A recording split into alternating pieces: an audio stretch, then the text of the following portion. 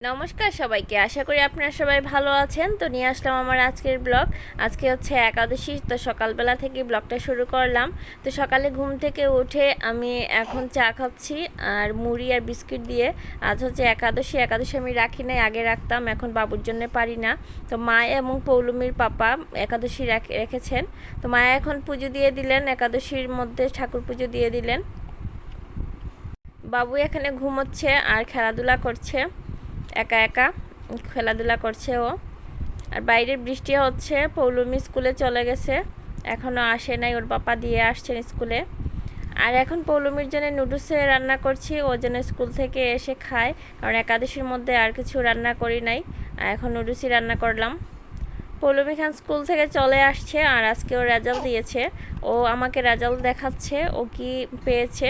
ও A+ পেয়েছে, সেটা আমাকে দেখাচ্ছে। আর এখানে সাইন করে দেওয়ার জন্যে, যাতে কালকে স্কুলে নিয়ে যেতে পারে এই কার্ডটাতে, রেজাল্ট কার্ডে।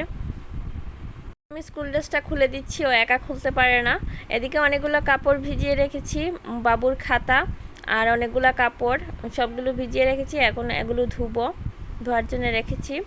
এখন দুপুরবেলা রান্না করেছিলাম আমার আর পৌলমীর জন্য আলু সিদ্ধ আর সবজি, যেহেতু আমরা একাদশী করি নাই, পৌলমীও আর আমি। মা এবং পৌলমীর পাপা করেছেন, ওনারা খাবেন একাদশীর খাবার। আর আমি আর পৌলমীর জন্য রান্না করেছি আলু সিদ্ধ আর সবজি।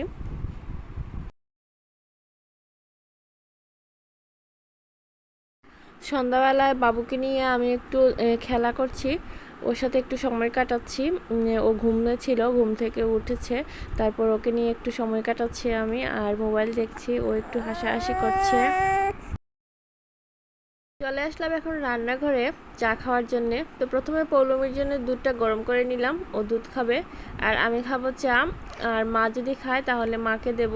তাই প্রথমে দুধটা গরম করে নিলাম আর এখন চা বসিয়ে দেব।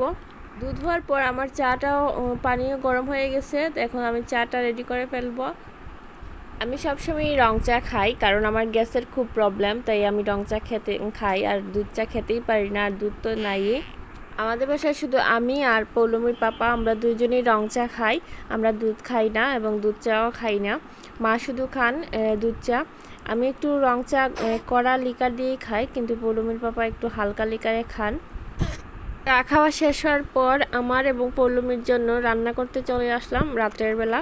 তো রাত্রে আমরা কি খাবো ভাবছিলাম, তাই হঠাৎ করে মনে হলো যে ভাত যেহেতু আছে, তো ফ্রাইড রাইসটা রান্না করি। পৌলমী এটা খুব পছন্দ করে, তাই ওর জন্য আর আমার জন্য ফ্রাইড রাইস রান্না করব। তার জন্য আমি পেঁয়াজটা কেটে দিচ্ছি ভালোভাবে।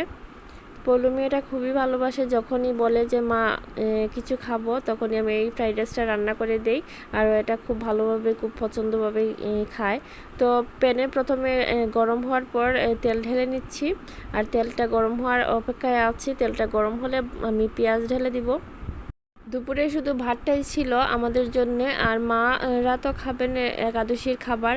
একাদশীর জন্য ওনারা সাগর খিচুড়ি রান্না করেছেন, তো সেটা ওনারা খাবেন। তো ভাত যেহেতু রয়েছে, তাই ভাবলাম এটাই করি। তো এখন প্যানটা গরম হওয়ার পর আমি তেলটা দিয়ে দিলাম। তেল গরম হওয়ার পর এখন আমি পেঁয়াজটা ঢেলে দিচ্ছি। এখন পেঁয়াজটা ভালোভাবে নেড়েচেড়ে এটাকে লাল হওয়ার আগ পর্যন্ত আমি অপেক্ষা করব। তো পেঁয়াজটা লাল হওয়ার পর আমি এখানে টমেটো দিয়ে দিচ্ছি, টমেটো কেটে রেখেছিলাম। তো এখানে টমেটো আর পেঁয়াজ একসাথে নেড়েচেড়ে মিক্সড করে নিচ্ছি, আর একটু ভাজা ভাজা করে নিচ্ছি, যাতে একটু সেদ্ধ হয় টমেটোটা। তার জন্য একটু নাড়াচাড়া করে নিলাম। টমেটোটা হালকা নাড়াচাড়া করার পর এখানে দিয়ে দিচ্ছি ঢেঁড়সটা কাটাই ছিল, আগে কেটে রেখেছিলাম। তো এখন দিয়ে দিলাম ঢেঁড়স একটু টেস্ট হওয়ার জন্যে। তো ভাবলাম যে ঢেঁড়সটা একটু পছন্দ করি আমি, তো ভাবলাম যে ঢেঁড়সটা দিয়ে দেই। তো এখন সব কিছু একসাথে করে এটাকে ঢেকে দিচ্ছি, কারণ যাতে সিদ্ধ হয়ে যায়। তো তারপর দিয়ে দিলাম এখানে ডিম, 3টা ডিম নিয়েছি আমি এখানে। তাই ডিম 3টাকে ভালোভাবে এই ভাজিগুলোর সাথে মিক্সড করে নিচ্ছি। আর পৌলমী এখানে এসে দেখছে আমি কি রান্না করছি, ওর প্রিয় জিনিস। ও তো খুবই আনন্দিত, ও খুব ভালোবাসে এটা খেতে। তো ডিমটাকে ভালোভাবে ফেটে নিচ্ছি আমি, আর মিক্সড করে নিচ্ছি এই ভাজিগুলোর সাথে। গুলা মিক্সড হওয়ার পর এখানে ভাত ঢেলে দিলাম আর সাথে লবণ, কারণ লবণ ছাড়া তো আবার কোনো কিছুই ভালো লাগে না। আর দিয়ে দিলাম একটু সয়া সস। সয়া সস দিলে একটু টেস্ট বেশি হয়, তাই আমি সব কিছুতে একটু একটু করে সয়া সস দেই, আর ফ্রাইড রাইসে তো দেই। তো লবণ এবং সয়া সস দিয়ে এগুলোকে সবগুলোকে মিক্সড করে নিচ্ছি ভাতের সাথে। তো ভালোভাবে নেড়ে চেড়ে এগুলোকে মিক্সড করে নিচ্ছি। তারপর একটু ঢেকে দিলাম যে যাতে একটু সেদ্ধ হয়, একটু ভাপে যাতে ভালো লাগে। তো ঢাকনাটা খুলে নিলাম। তো এখন দেখেন আমার ফ্রাইড রাইস রেডি হয়ে গেল, কত সুন্দর লাগছে। আর পলুমকে খেতে দিয়েছি, ও খুব ভালোভাবে খাচ্ছে। তো গাইস, আজকের মতো এই পর্যন্তই, বাই।